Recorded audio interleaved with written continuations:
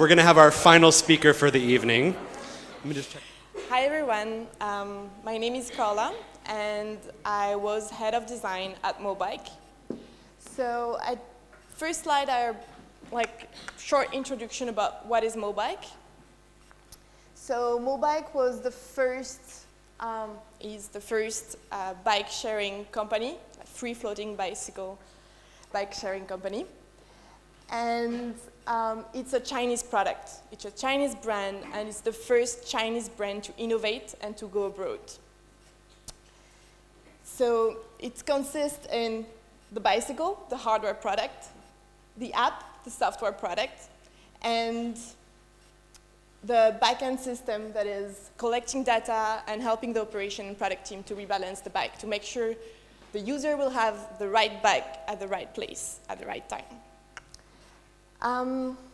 Few numbers about Mobike. So Mobike counts over 7 million smart bikes in operation globally.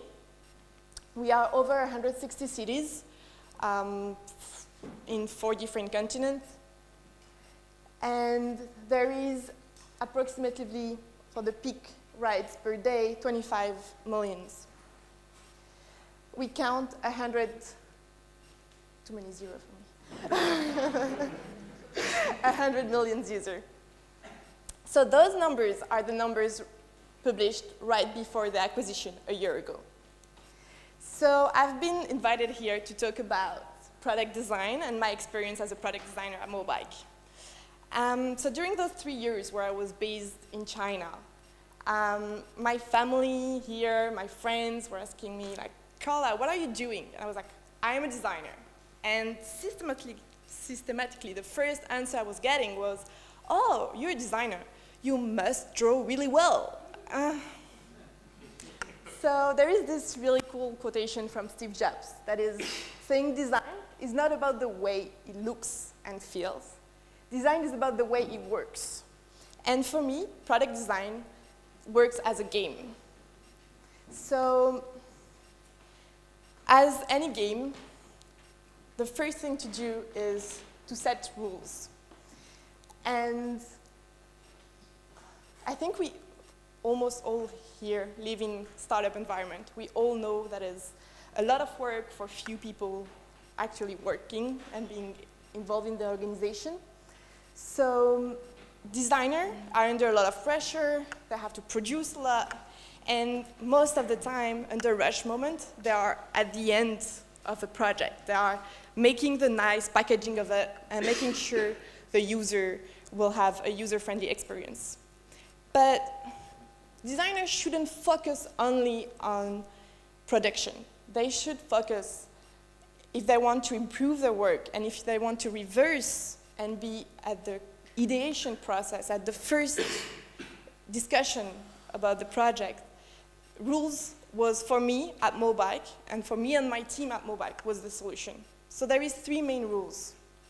First one is about, some people call it design system, is about setting up a library.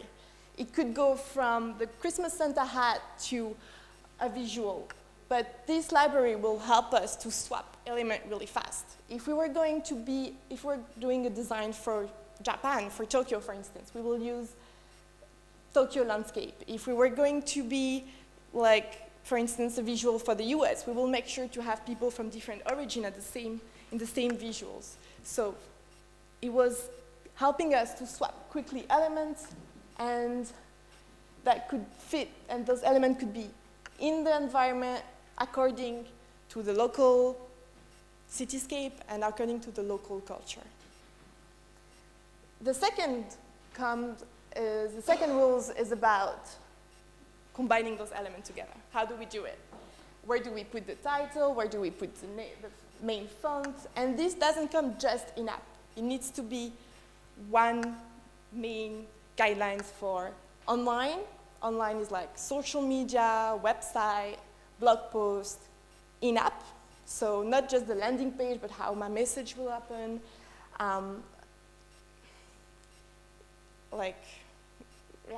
Everything that will be in the application, but also what is offline. Offline goes from billboard to bicycle fair or to a launching event. And we will create those grids, those layouts, so it could be quickly done.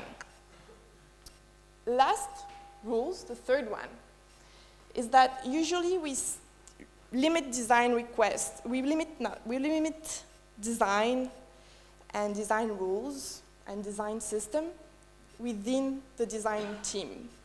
And when you are managing over 18 different countries from 18 different time zones, and at the same time managing locally in the headquarters the different department demands, design requests, and building rules between the design team and how they will interact with the rest of the organization was a major point and help us to really optimize our work.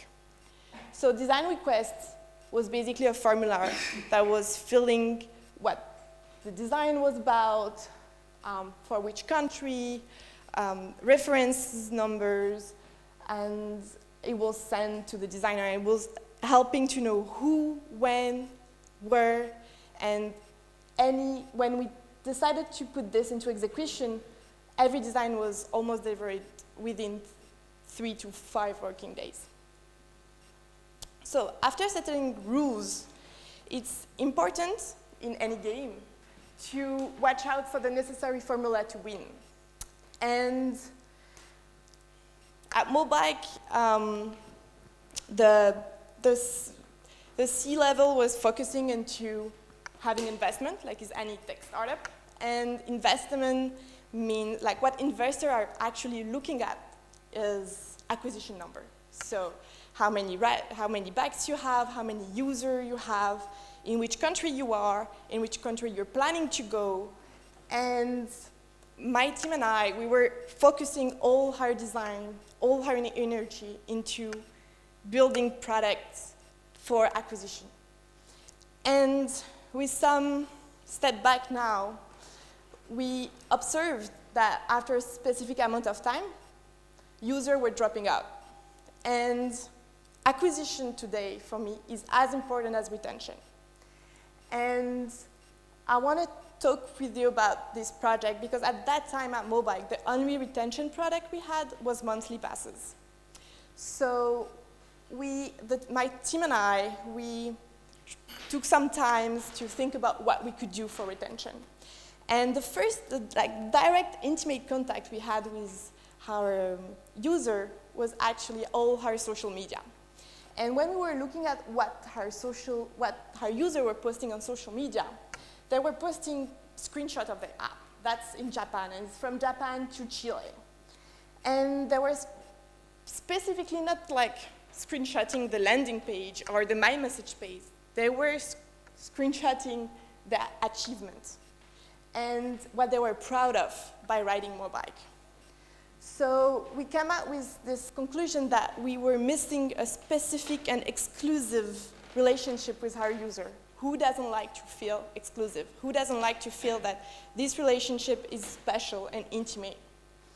So we came out with what we call the champion project, the Mobiker champion. So for instance, it could be badges where user, depending on their achievement, they could go from beginner to champion, and each time reaching more and more. And in the application, you could see the number of CO2 saved, the number of kilometers you have done, and the distance you have done. Now I said it. And the number of CO2, the calories you burn, but those numbers were rough numbers. So the idea was to convert those numbers into simple illustration and talk to our users. Say, hey, this month you burn the equivalent of 10 cheeseburgers, and give them this special message and making them feel special. So this was about finding the right formula to win. Same. As in any games, it's very important to incentivize players. In a micromobility tech startup, operation and product are really the core to a department. And that project, the project that's going to follow, was the first project where the design team was involved from the beginning. So we all sit around the table, and we wanted to optimize our operation system. Why? So this is basically a description of what, well, it's going really fast. Let's stop. How can I stop it? Stopping. Oh, wow. That's basically a district in Shanghai. And that will be the bikes. Ah. So what you've seen are all the bikes in Shanghai. And you could see that the problem was that if the bike were not well placed and not ridden, they will go low battery. And we had to find a solution to rebalance and charge those bicycles. A bicycle goes low battery when it's not ridden, because you charge it when you ride it. So the problem by going to pick each of those bicycles was that it was just not following our principle. We are a bike sharing company. We're not going to have in like over 200 cities around the world trucks going to pick bike per bikes. And we needed to find a solution on how we could incentivize our user to actually bring back those bicycles for the next rush hours. So we come up with this idea about linking our user with, hey, if you park well your bicycle, then you could get a coupon. If you park it in front of Starbucks, you will get a Starbucks coupon. And usually we all know Starbucks are right in front of the exit subway. So we managed to do it with different companies. And this is an example of before rush hour, after rush hour, and then this is all our incentivized for all the bikes that were the furthest possible and that we were afraid that it wouldn't be charged or wouldn't be used back. So after the project, we can see, once we put it, that over 40% of bikes were back at the position, and users actually loved coupon and they use it. I wanted also to finish with this project because Mobike has been acquired, and it has been acquired by Meituan. Meituan will be in the US the equivalent of Yelp or On the Table. It's an app where you could book the restaurant, use coupon, and even pay with it. And I guess that's what I see, is that it was a big synergy between micromobility and this food application, food and beverage application. And they saw somehow a kind of overlap, and they, at least Meituan, judged that it was important to integrate within the product offer. So today at Mobike in China, if you wanna book a restaurant or if you wanna ride a bicycle, it's the same big app. So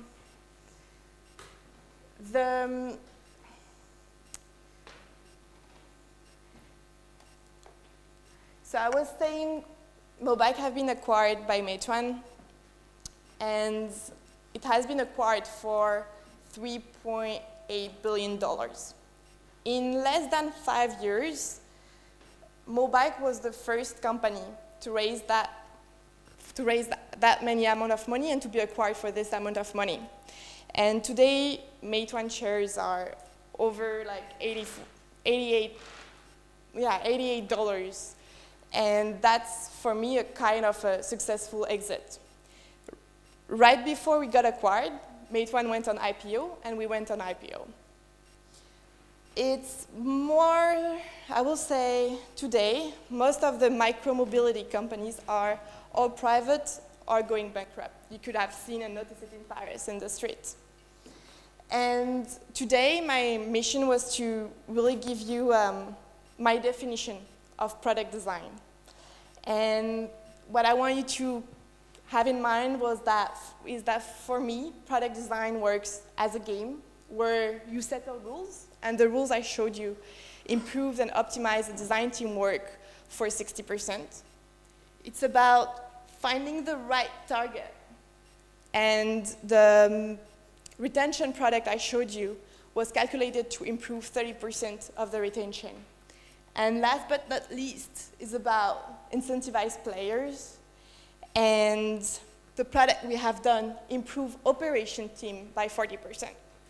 So next time you're meeting someone and he's saying to you that he's a designer, please do not ask him if he draw well, because that will be a game over. Thank you.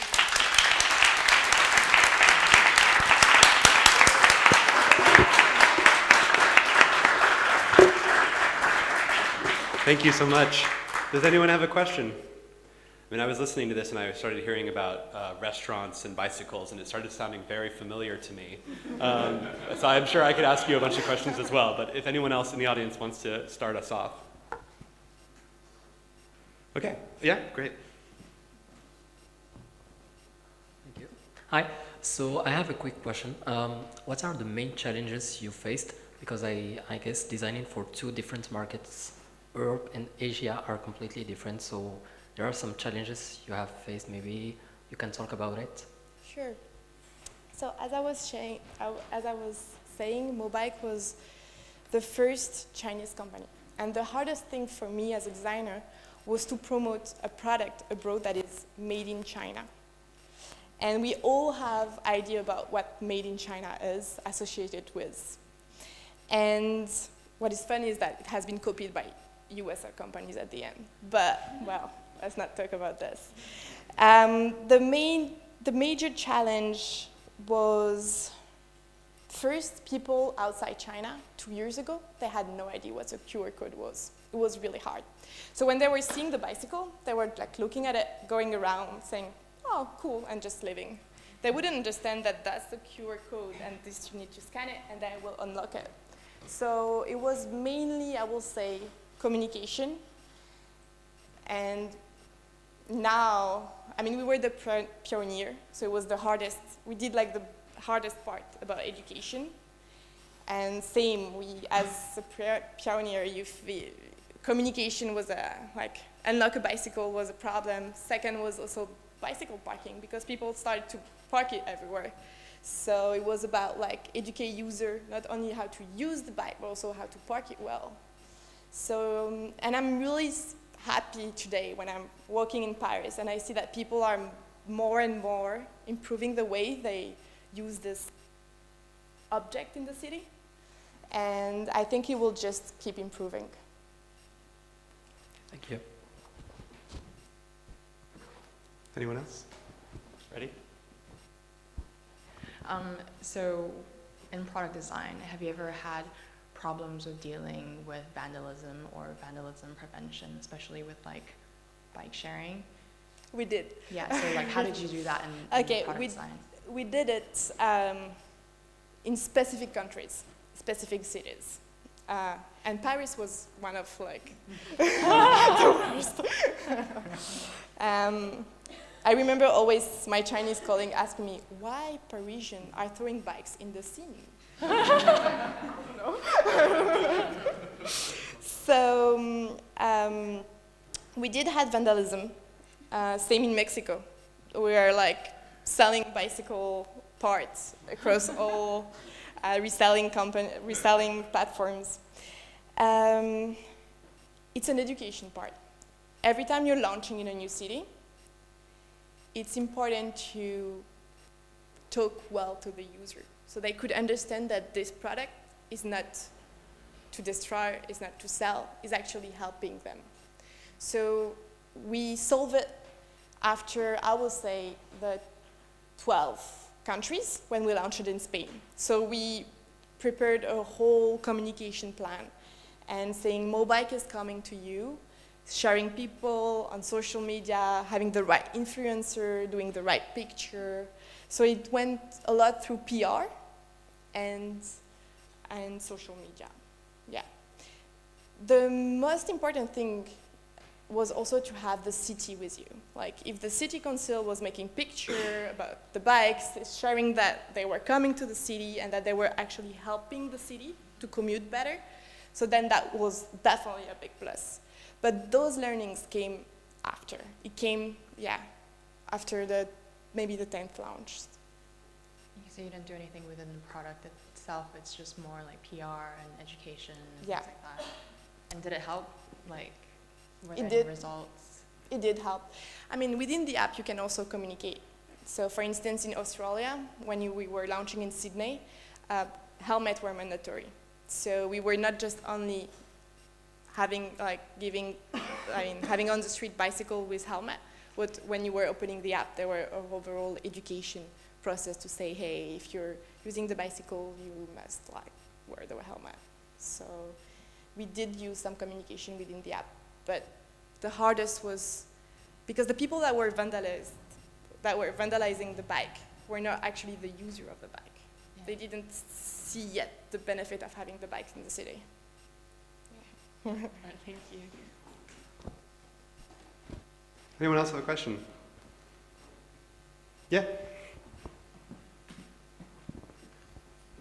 Did you have a strategy to broaden the public that was using the bike? Because we often see micro-mobility solutions are actually used by a narrow margin of the public, often educated and with means.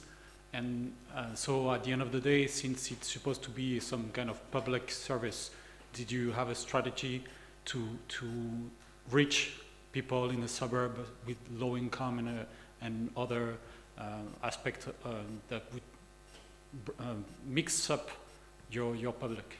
Definitely. By having bikes in suburbs was actually, I mean, in China we had these really interesting case studies where after we launched in Shanghai, the suburb prices increased because simply it was more reachable because you didn't have to walk to go to the subway station. You could just use the bikes. So it actually improved, and we did went to different subways. Great, thank you so much. Can we have a round of applause, please? Thank you. That's great.